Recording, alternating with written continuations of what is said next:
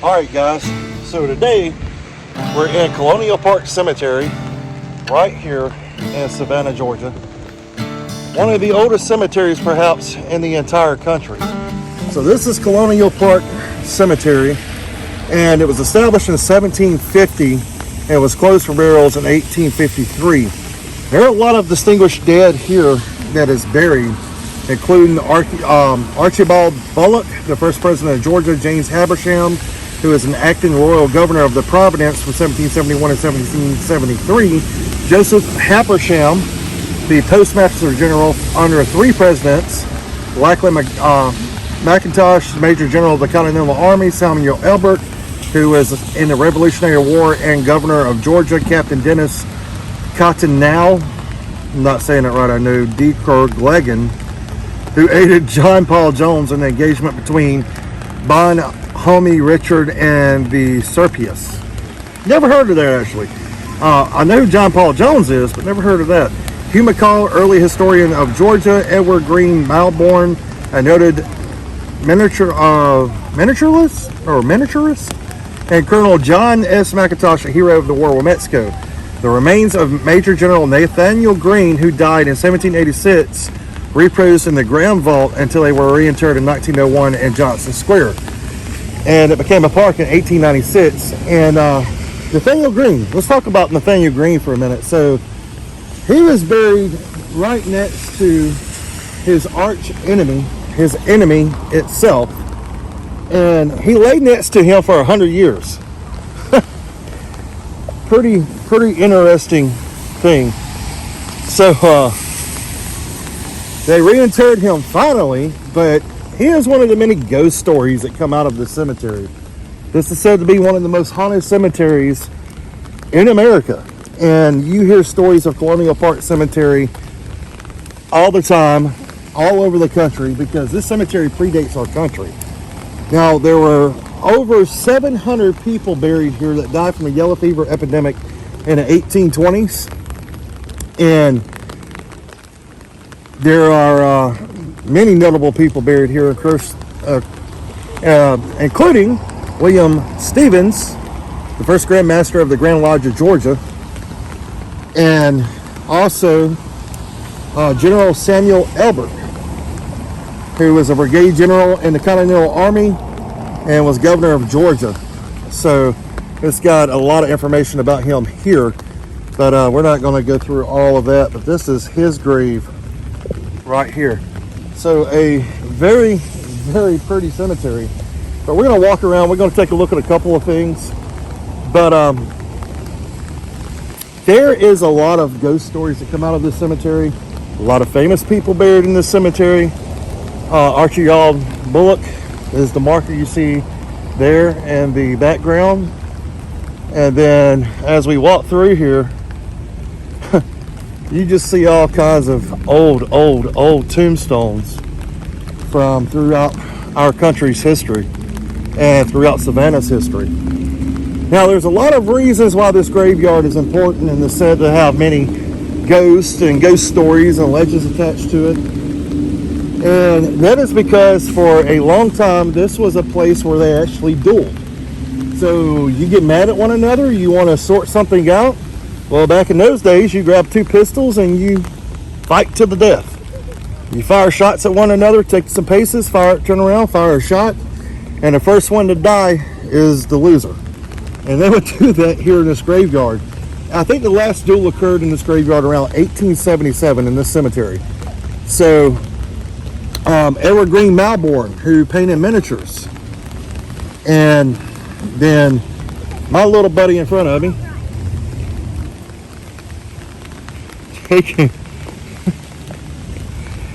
photos herself. But a lot of interesting stories in here. So perhaps one of the most famous ghost stories to come out of this cemetery is of Renee Ronda Lear, if I'm pronouncing his last name right. Now, in the early days of Savannah, Renee Ronda Lear was, well, they didn't really know if he was a person or what he was. He was more or less a figure, and this is one of those situations whenever you have to detect whether he was a real person or was actually made up. So we may never know. But there was a Ronda Lear that was found on some records. But it is said that he was about 7 foot tall, hairy, and he liked to kill animals and play with them and hang on from trees. Well, according to legend, and I've read 2 accounts of this legend that kind of conflict themselves, because one says he killed 2 little girls and their bodies were found outside of the gates of the cemetery. And then there was another story that he killed a little girl towards the riverfront area, and he hung her body up in a tree. Well, they found them, put 2 and 2 together, thought it was Renee Ronda Lear, and they hung him. And when they hung him, it took him a very long time to die because of his, he was just a big guy, 7 foot tall, went right in the head, and hairy all over. So they say that they hung him from a tree, took him a long time to die, and his ghost haunts the cemetery.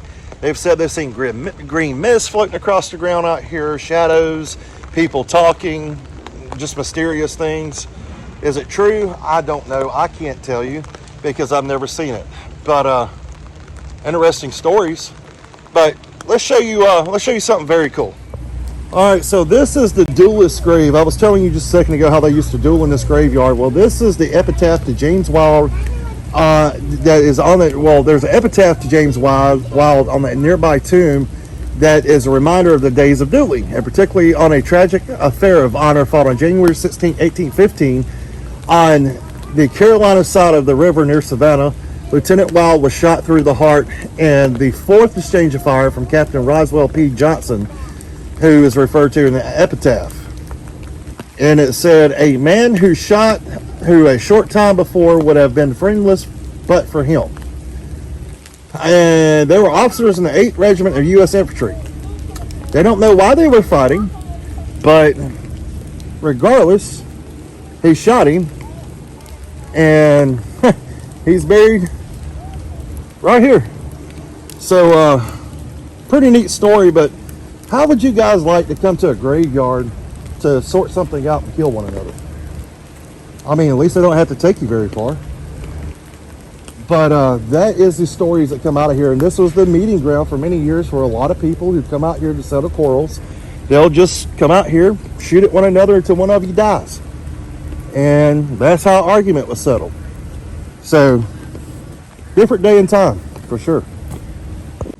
So looking around this cemetery, you may say to yourself, well, there's not a lot of headstones. Well, there may not be a lot of headstones, but there is a lot of people buried here. In that time and age, some people didn't have headstones. So you may be walking on the grave out here. There's graves everywhere and don't even know it because there's just not a headstone. But yeah, pretty neat.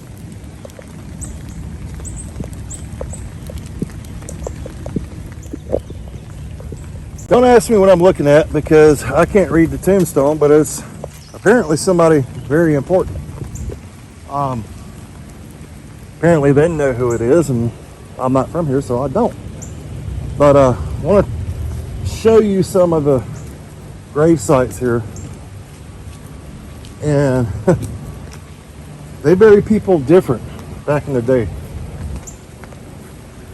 So very neat to see, and it is raining here today. It's fitting, I guess, for a cemetery. But one of the things I did want to mention is back here along this back wall of the cemetery itself, the wall that surrounds the cemetery, it is spiked. Why? I don't know. But it is spiked. And I guess that's to keep stuff out or maybe in. And it is lined with tombstones as well. Along this back wall, tombstones that have been broken, shattered. And during the American Civil War, when William Tecumseh Sherman come through Savannah, he spared Savannah. He actually gave cotton to Savannah. He thought Savannah was so beautiful. He helped Savannah. Well, his soldiers didn't so much. The place where they took up refuge was right here in Colonial Park Cemetery. And it is said that they vandalized some of the graves by changing the dates, thinking it was funny. And they even changed some names. Well, perhaps some of these tombstones are some of the ones that they vandalized. Very possible, 1839.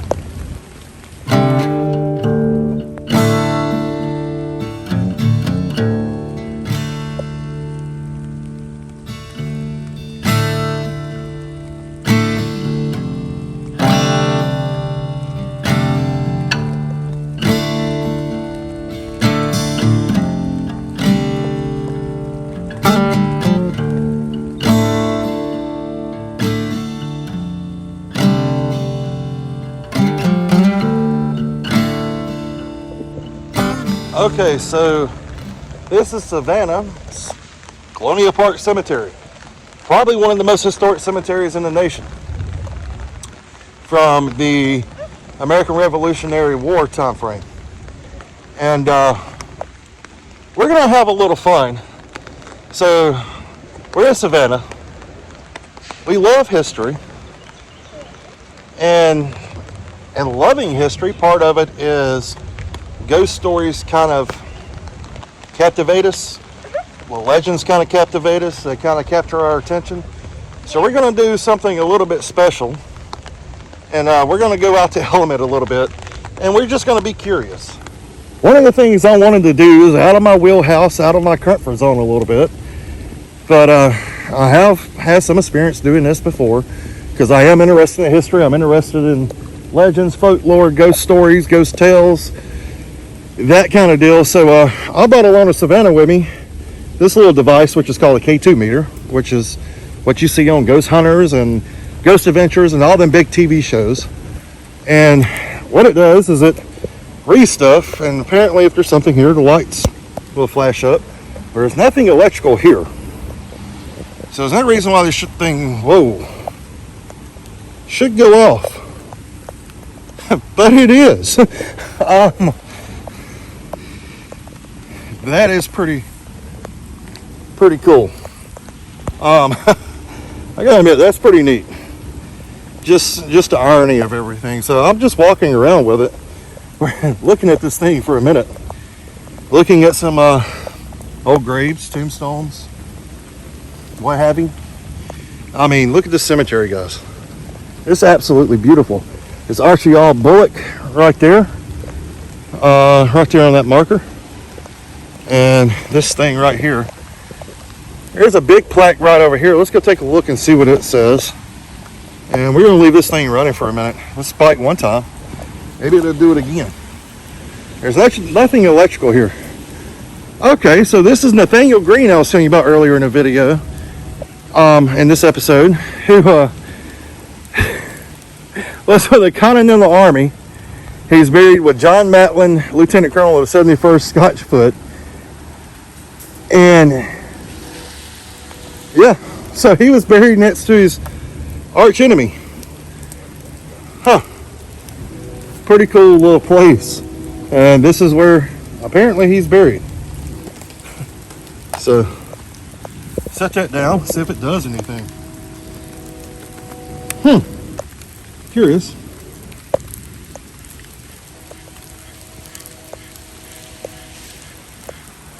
Yeah. It's doing nothing that I see. So, who knows? Anyway, just need to test out. It did go off one time, so we did get something out of it. But, yeah, pretty cool cemetery. All right, so it is raining cats and dogs, and we're wet and cold, aren't we? All right, she doesn't look happy. She's freaked out about the graveyard. I think she was excited, and now she's freaked out.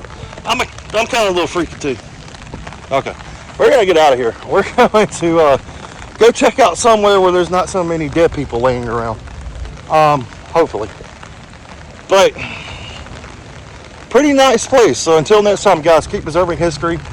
Stay safe. We'll see you on the next episode for Savannah.